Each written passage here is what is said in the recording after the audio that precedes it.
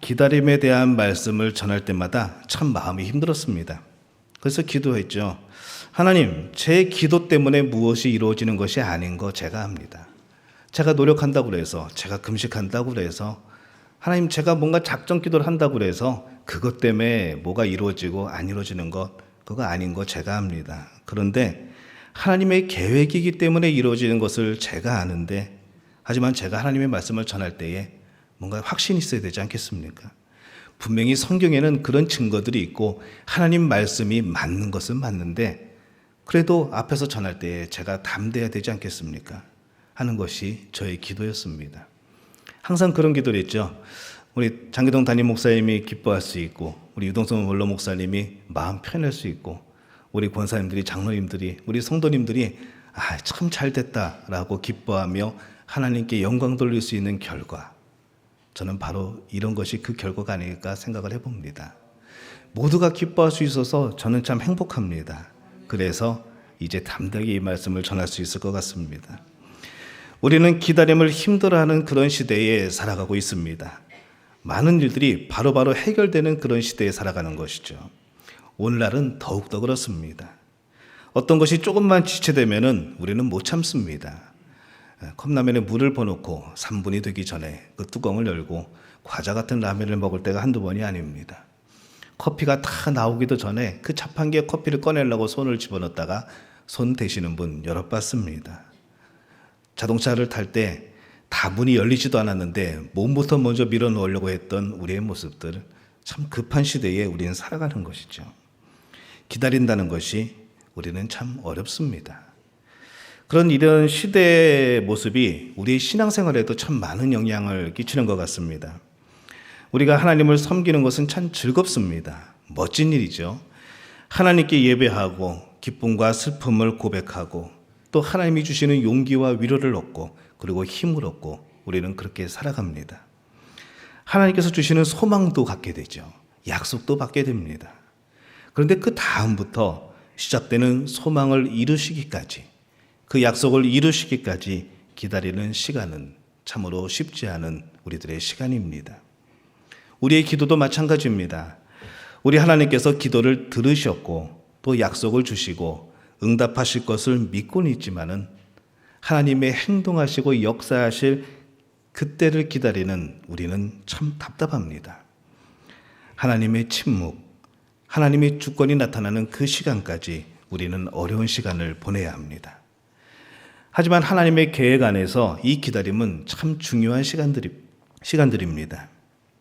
이 성경에 보면은 창세기의 천지 창조와 생명이 시작될 때부터 요한계시록에 예수님이 재림하시는 그 모습에 이르기까지 하나님께서는 자녀들에게 기다림이 필요한 약속들을 주셨습니다. 어떤 약속들은 그렇죠. 정말 그게 이루어질까?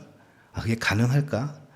정말로 기다림이 필요한 약속들, 아주 오랜 시간이 필요한 그런 약속들도 있습니다. 그래서 하나님의 자녀들은 한마디로 하나님의 약속을 기다리는 사람들이라고 불러도 전혀 어색하지가 않은 것이죠. 늘 우리는 그렇게 기다려 왔습니다.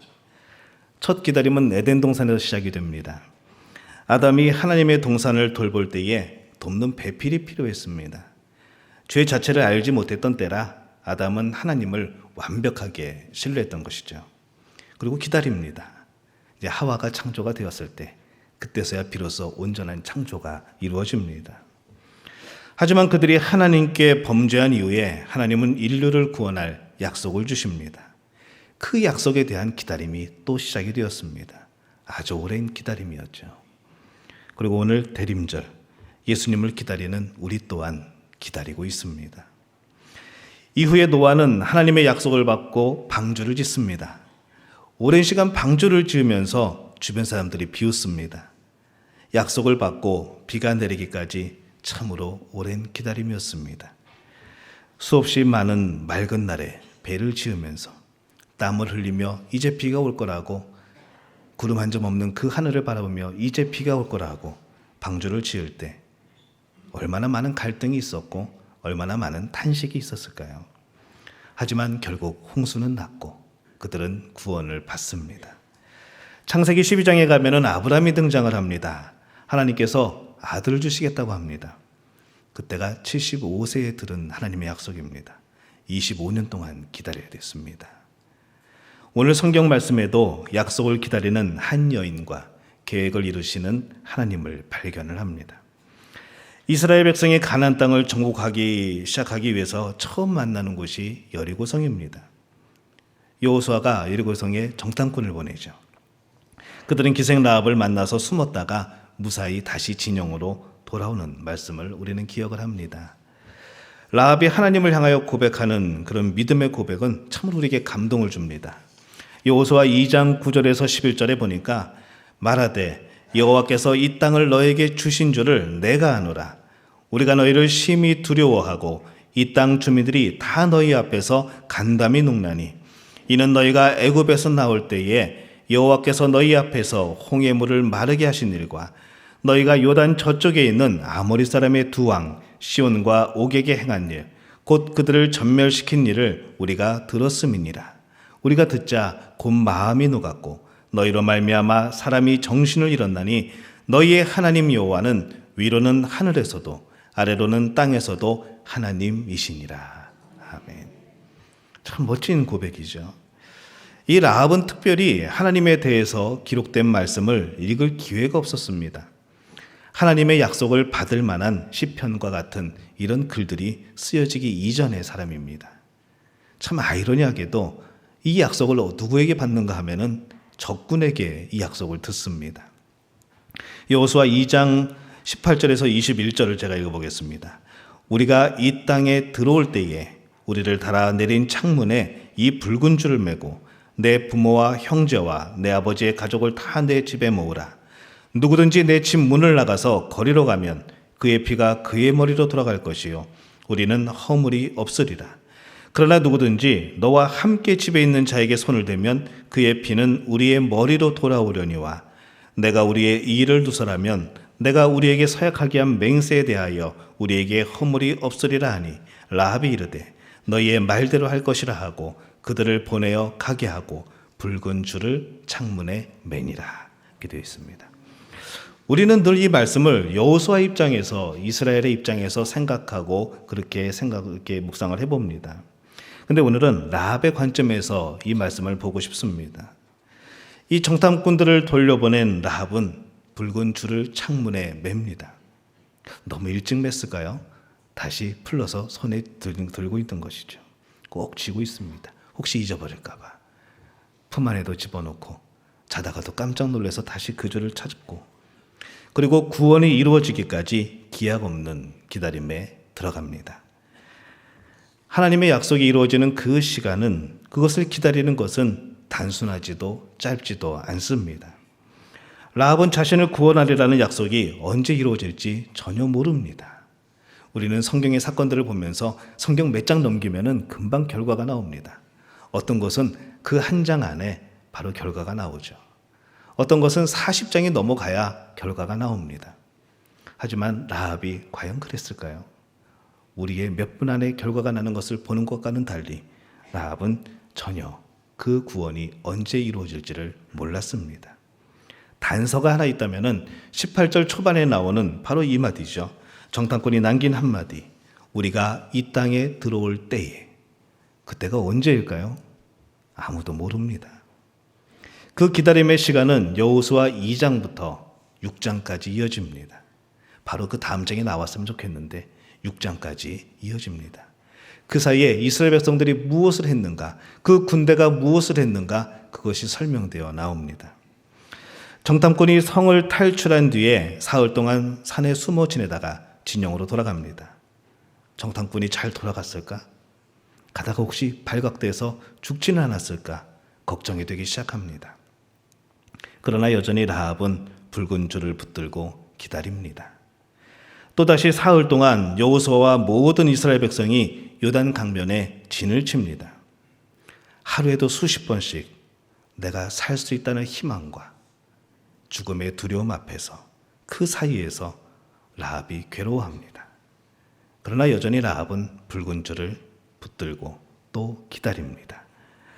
요단강을 건너야 되는데 이 무장한 4만 명뿐만 아니라 모든 이스라엘이 요단강을 건너는 데에 과연 며칠이나 걸릴까요? 그 소식을 들은 여리고성 사람들이 전쟁 준비를 시작합니다. 더 열심을 냅니다. 이전과 다르게 더욱더 힘을 냅니다. 그 모습을 본 라합은 어땠을까요? 그러나 여전히 라합은 붉은 줄을 붙들고 또 기다립니다. 강을 건넌 후에 이스라엘 백성들이 갑자기 제단을 쌓습니다. 그리고 유월절을 지킵니다. 왜 그들이 오지 않을까? 궁금합니다. 그러나 여전히 라합은 또 붉은 줄을 붙들고 기다립니다. 곧 전쟁을 시작하겠지 생각했던 이스라엘 남자들이 할례를 받습니다. 회복하기까지 또 얼마나 오랜 시간이 걸렸을까요? 그러나 여전히 라합은 붉은 줄을 붙들고 또 기다립니다. 이런 이스라엘에 행했던 소식들이 정탐꾼에 의해서 여리고성에 금방 전달이 되고 라합도 이 소식을 듣습니다. 걱정이 됩니다. 그러나 여전히 붉은 줄을 또 붙잡고 기다립니다. 라합이 기다리면서 무슨 생각을 했을까요? 한없이 평안하기만 했을까요? 창가에 늘어뜨린 붉은색 줄이 색이 바래질 때, 한숨과 탄식, 눈물이 붉은 줄을 적실 때에 라합은 정말 이스라엘 그 정탐꾼들이 약속을 지킬까라는 생각도 했겠죠. 하지만 여전히 라합은 붉은 줄을 붙들고 기다리고 있습니다. 그런 라합의 모습을 가족들이 바라봅니다.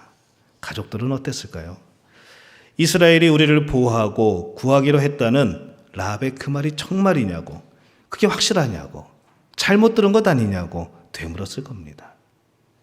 어떤 증표도 아니고 그까지 붉은 줄 하나가 무슨 증표가 되냐고 속은 거라고 비웃었을 수도 있습니다. 라합은 어땠을까요? 여전히 붉은 줄을 붙들고 기다립니다. 그렇게 오랜 시간이 지나고 드디어 무장한 이스라엘 병사 4만 명이 행진하는 소리가 들립니다. 드디어 공격하는 걸까요? 이스라엘 군대가 여리고 성벽을 둘러싸고 한 바퀴를 돕니다. 그리고 그냥 돌아갑니다. 깜짝 놀랍니다. 그 다음 날도 또 다음 날도 엿새째까지 그렇게 돌고 그들은 그냥 돌아갑니다. 아무것도 확신할 수 없는 상황이 되죠.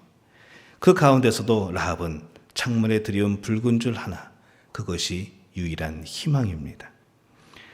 마지막 7째 날에 7바퀴를 돌고 제사장들이 나팔을 불고 백성은 소리칠 때에 그 여리고의 성벽이 드디어 무너집니다. 여호수아 6장 20절입니다. 이에 백성은 외치고 제사장들은 나팔을 불매 백성이 나팔 소리를 들을 때에 크게 소리질러 외치니 성벽이 무너져 내린지라.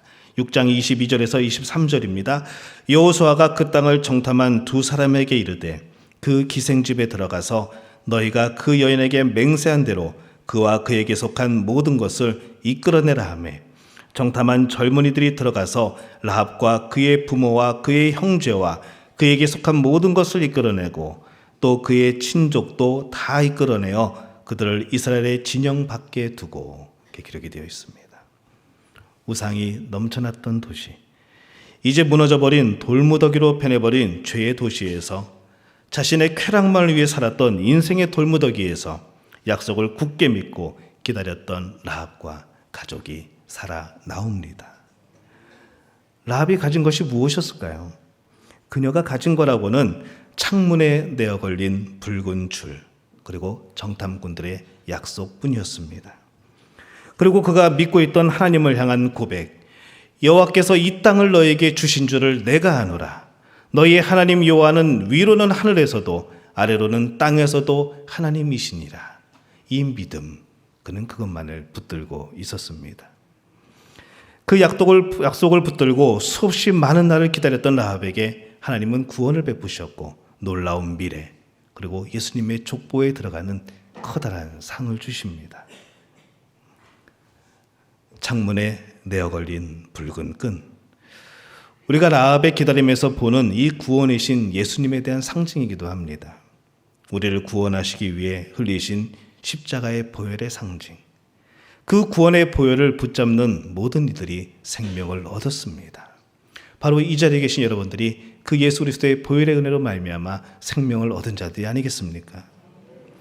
예수님의 복음이 뭡니까? 예수님의 그 약속이 뭡니까? 나의 목숨으로 죄로 죽은 너의 목숨을 대신하리라 라는 약속입니다. 오늘 우리는 이 약속을 붙들며 하루하루를 살아갑니다. 이 약속 때문에 우리는 구원을 받았습니다. 이 약속 때문에 우리는 소망이 생긴 겁니다. 때로는 기다림의 근거가 하나님의 약속이 명확하지 않을 때가 있습니다. 하나님의 계획과 인도하심이 전혀 이해가 되지 않을 때도 많습니다.